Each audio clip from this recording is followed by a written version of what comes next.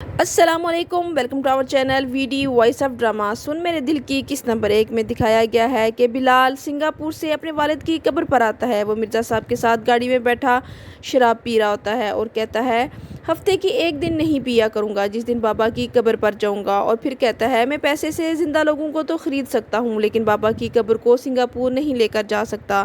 اس کی گاڑی کی ٹکر ہو جاتی ہے صدف سے۔ وہ اسے دیکھ کر کہتا ہے یہ ہوتی ہے پرفیکٹ لڑکی، برباد ہو جائے گی لیکن پیچھے مڑ کر نہیں دیکھے گی۔ صدف آفس جاتی ہے اور اس کی دوست دانیہ بتاتی ہے کہ عمار کو عبداللہ گروپ آف کمپنی میں جاب مل گئی ہے۔ صدف کی دوست اس کی شادی کی آفر کرتی ہے لیکن عمار اسے شادی کرنے سے انکار کر دیتا ہے۔ مرزا صاحب صدف کو کال کر کے کہتے ہیں تم نے روڈ دھیان سے کیوں نہیں کراس کیا؟ یہ بات بلال عبداللہ سن لیتا ہے اور کہتا ہے مرزا صاحب آپ نے بتایا نہیں وہ لڑکی آپ کی بیٹی ہے۔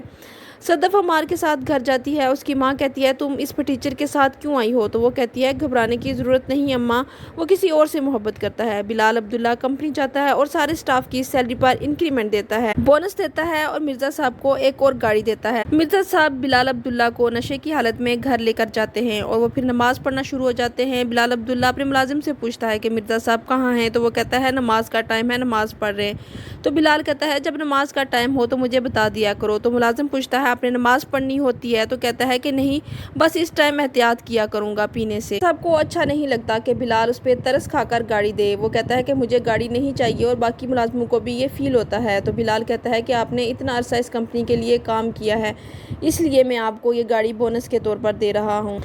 بلال عبداللہ اپنی دوست کے ساتھ گھر آتا ہے۔ اسے کہتا ہے شروع میں آدمی شراب کو پیتا ہے اور پھر شراب اس کو پینے لگتی ہے۔ مرزا صاحب گھر آ کر بتاتے ہیں کہ باس نے مجھے گاڑی دی ہے۔ تو صدف کی ماں کہتی ہے وہ دے رہا تھا تو لے لیتے۔ تو مرزا صاحب کہتے ہیں اس نے صدف کو روڈ کراس کرتے دیکھا اور ترس کھا کر گاڑی دے رہا ہے، اور تمہیں نہیں پتا وہ لڑکیوں پر ترس کیوں کھاتا ہے، میرا منہ مت کھلوانا۔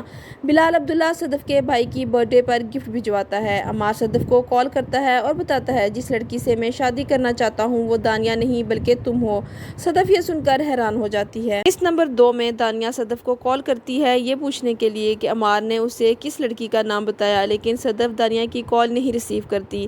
صدف عمار کو کال کر کے پوچھتی ہے تم مذاق کر رہے تھے نا؟ تو وہ کہتا ہے نہیں میں سچ کہہ رہا تھا۔ دانیہ صدف کے گھر جاتی ہے، اسے کہتی ہے تم نے نہ رات کو میری کال اٹھائی اور نہ اپنے بھائی کی برتھ ڈے پر مجھے بلایا۔ وہ صدف کے روم میں جاتی ہے، صدف اسے سب کچھ بتا دیتی ہے تو وہ غصے سے وہاں سے چلی جاتی ہے۔ عمار بلال عبداللہ کی کمپنی میں انٹرویو دینے جاتا ہے۔ وہ اپنی فائل پر مرزا صاحب کا نام ریفرنس کے طور پر لکھ دیتا ہے۔ صدف کی ماں سے پوچھتی ہے دانیہ اور عمار کا افیئر ہے؟ تو وہ کہتی ہے کہ نہیں۔ تو کہتی ہے کہ پھر دانیہ عمار سے پیار کرتی ہے اور عمار تم سے؟ صدف کا منہ کھلا کا کھلا رہ جاتا ہے۔ اس کی ماں کہتی ہے منہ بند کر لو مکھی اندر چلی جائے گی۔ پھر اس کی ماں کہتی ہے لڑکے اور لڑکی کی کبھی بھی دوستی نہیں ہوتی، وہ پہلے لڑکیوں سے دوستی کرتے ہیں اور پھر اپنے جال میں پھنسا لیتے ہیں۔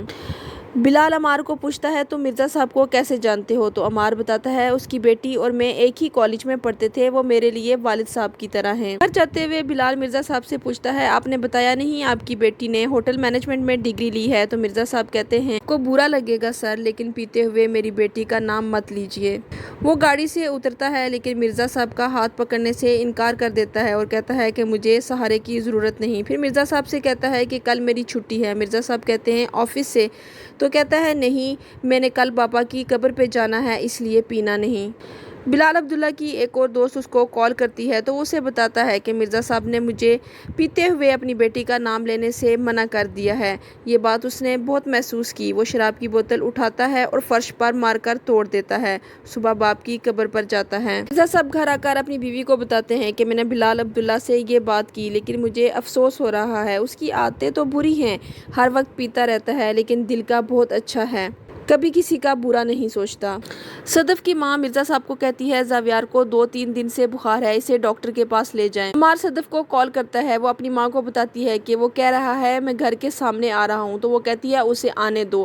صدف کہتی ہے کہ اس نے میری قسم کھائی ہے کہ میں نے انکار کیا تو زہر کھا کر مر جاؤں گا۔ تو صدف کی ماں کہتی ہے اس کی طرح ہر لڑکا یہ کہے گا تمہارے دروازے پر آ کر کھڑا ہو جائے گا تو تم سب کو ہاں کر دو گی۔